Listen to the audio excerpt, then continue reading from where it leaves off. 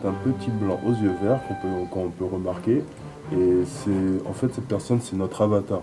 Il nous permet de à peu près se matérialiser dans le petit jeu interactif. Donc voilà, là, il est vraiment pâle. On va leur rajouter quelques couleurs pour qu'il nous ressemble un peu. L'idée de développer ce jeu vient des besoins de former nos stagiaires à ces enjeux de tri des déchets, de tous ces enjeux de développement durable qui deviennent de plus en plus forts maintenant dans les différentes professions. Alors qu'à travers le jeu, il va y avoir une récompense ne serait-ce que ludique et le message va passer tout seul. Typiquement sur le tri des déchets, il n'avait que des textes réglementaires et une notion de choses imposées et obligées à présenter aux stagiaires. Il faut trier les déchets, il faut apprendre quel déchet va dans quelle benne. Le logiciel s'adresse principalement aux stagiaires en formation maçon et aux stagiaires en formation peintre en bâtiment. Il est très facile à prendre en main. On arrive sur un petit pavillon d'apprentissage et on va avoir différentes zones de chantier qui vont correspondre à différents jeux.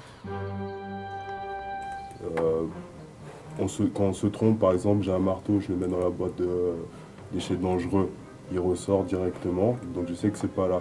Et si je prends trop de temps à répondre aussi, ça explose. Les déchets, on a souvent des hésitations pour un truc ou pour un autre. Et là, l'avantage, c'est que quand on se trompe, on est tout de suite, on visualise tout de suite la chose. Comme en plus, il y a la notion du temps, il faut se dépêcher.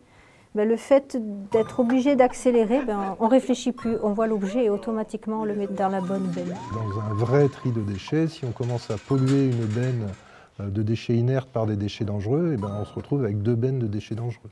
On est dans l'apprentissage par essai-erreur, et les erreurs n'ont de conséquences que le virtuel. Justement, à force de se tromper, ça permet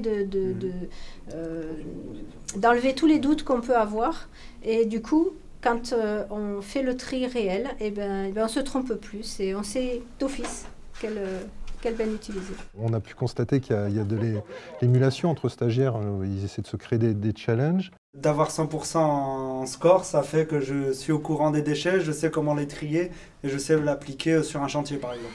Le transfert de la situation d'apprentissage, donc dans cet univers complètement virtuel, à la situation réelle de devoir trier des déchets sur un chantier, fonctionne parfaitement bien. J'en ai parlé à mes copains qu'on apprenait à trier les déchets avec des avatars. Du coup, ils ont trouvé ça un petit peu original et assez en avance, assez dans l'air du temps.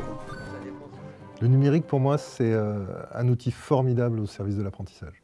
Le numérique, pour moi, on va dire, c'est une des grandes évolutions d'aujourd'hui. Le numérique, c'est quelque chose de très moderne et utile dans le monde dans lequel on vit. C'est vrai que personnellement, je n'ai pas grandi avec. Aujourd'hui, j'y suis confrontée tous les jours et ça aide bien, ça aide bien.